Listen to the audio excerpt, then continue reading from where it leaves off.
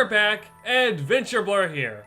Recently, New Horizons finished up their May Day celebrations, and with it ended Rover's brief run in the game for now. Hey guys, this is editing AdventureBlur right here. Yeah, so when I recorded this video, it was a few months ago when the update actually did come out. Obviously, this video is coming out way later. I am sorry about that. Life's been crazy, so yeah, this remark about it being recently ending, yeah, that's not the case.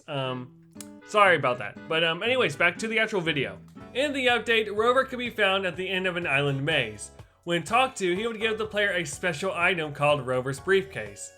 This item may not seem like much, but it has a ton of references and Easter eggs to all across the Animal Crossing series. These Easter eggs are what this entire video is about, so let's go over them and let's get started. On the front of the briefcase, there's a sticker of a house.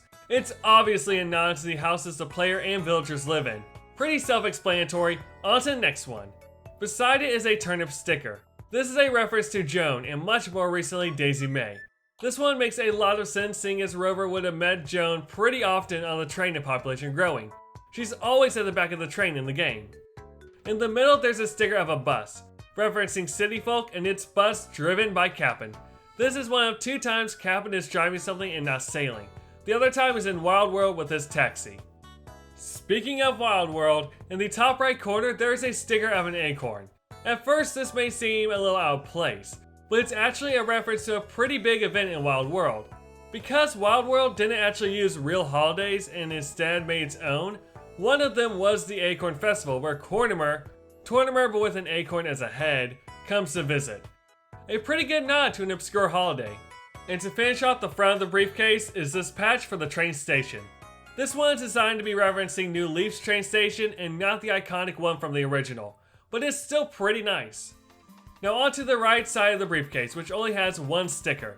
This sticker is of Crazy Red's iconic emblem, which isn't too surprising.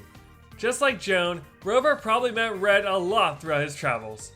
The left side also only has one patch. This one is of a shovel in the ground. Now this could be referencing the museum, but I think it's much more likely that this is a nod to Rossetti's surveillance sitter from E+, City Folk, and New Leaf. Finally, there's the back of the briefcase, which has 4 different stickers. The first one is of a gyroid for Lloyd's auction house from City Folk that only 1% of the fandom used. The second is of an airplane from New Horizons that is definitely Dodo Airlines. The third patch is of a bag of bells with some writing, which I believe says Tom Money. Sounds weird, but if it's for Tom Nook, then I'm not sure how surprised I'd be. And lastly, there's another one that seems to be from Tom Nook as well, which is of a simple green leaf, which is of course what the furniture looks like when it's an item, and the main logo of the series. Anyways, those are all the references that can be found on Rover's briefcase. Thank you so much for watching. Let me know which reference was your favorite in the comments, and as always, this is AdventureBlur, and I will see you next time.